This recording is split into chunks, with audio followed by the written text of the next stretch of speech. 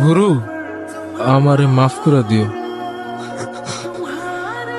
গুরু, সারা জীবন তো একটা জিনিসই খুঁজছস না, তোর মা। হে গুরু, তোর মা আর কেউ না, বেগম জান। আর কতবার পালাবি তুই বল? কতবার তোরে আমি এমন লোক দিয়ে ধরে ধরে আনবো বল? আমাকে যেতে দেন বেগম জান, আমার এখানে ভালো লাগে না। যেতে দিব? কোথায় যাবি? বাইরের দুনিয়ায়? যার বাবার পরিচয় নাই সে তো বাইরের দুনিয়া কখনো যাইতে পারে না। আমি আমার মায়ের কাছে যাব। কোথায় তোর মা? জানি না। তাইলে খুঁজবো, পৃথিবীর কোথাও না কোথাও তো থাকবে আমার মা।